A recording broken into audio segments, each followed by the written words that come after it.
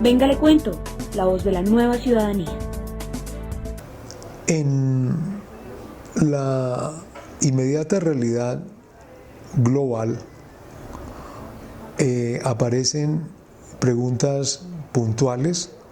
con respecto a lo que ocurre en América Latina y lo que estamos observando que pasa en China, en Estados Unidos y en Europa. En concreto, parece que asistimos al cumplimiento de un ciclo en América Latina de los llamados gobiernos progresistas. Y hay indiciariamente la realidad del Brasil con el proceso en curso de enjuiciamiento a la presidenta Dilma Rousseff y a lo que significa la coalición de izquierda que con el Partido del Trabajo hizo posible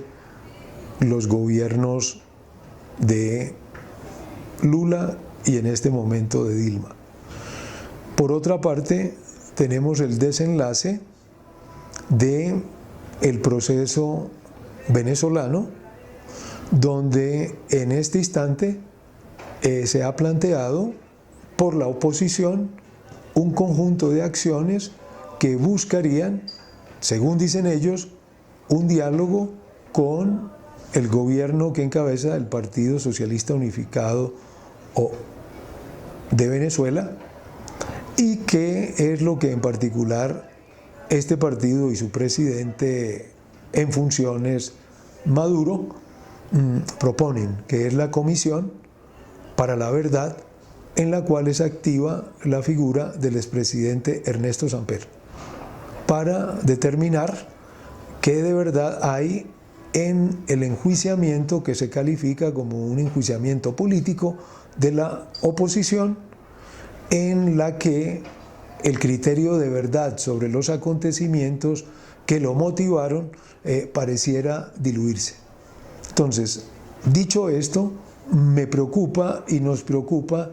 el carácter de verdad del quehacer político de las realidades presentes en los gobiernos progresistas y al mismo tiempo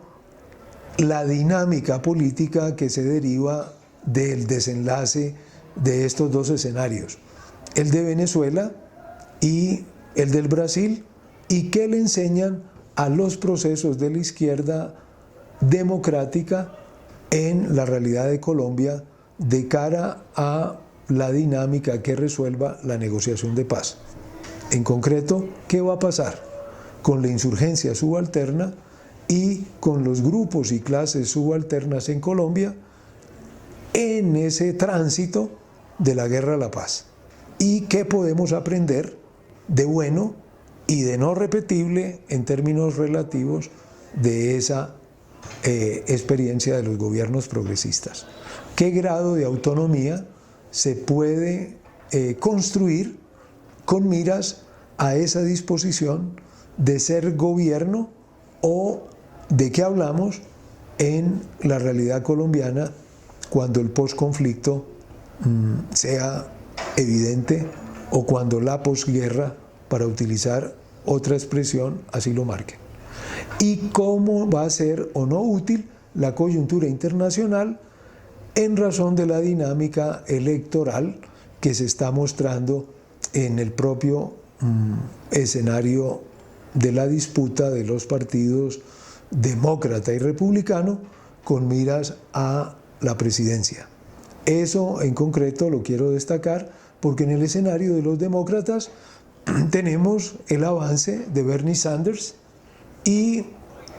al martes de la semana entrante tendremos claro si en el estado de Nueva York en efecto triunfa Hillary Clinton o gana Bernie Sanders el conjunto de los delegados, y entonces qué tipo de propuesta se va a hacer al interior de la candidatura demócrata. Y por otra parte, ¿qué pasa con Donald Trump? Si se desinfla la propuesta republicana, y en esos términos vamos a tener en esa interlocución con ese aliado en el sentido del gobierno existente, y cuál sería entonces la perspectiva de la dinámica del posconflicto o la posguerra colombiana. Así que quiero dejar ahí la referencia a Estados Unidos y tocar un poco con la experiencia china actual y lo que se deriva de la propia dinámica de la economía china y el modo como políticamente la propia dirigencia del Partido Comunista Chino está encarando esa realidad que no sale aún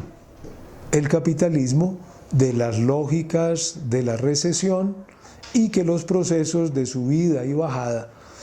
que tiene la economía mundial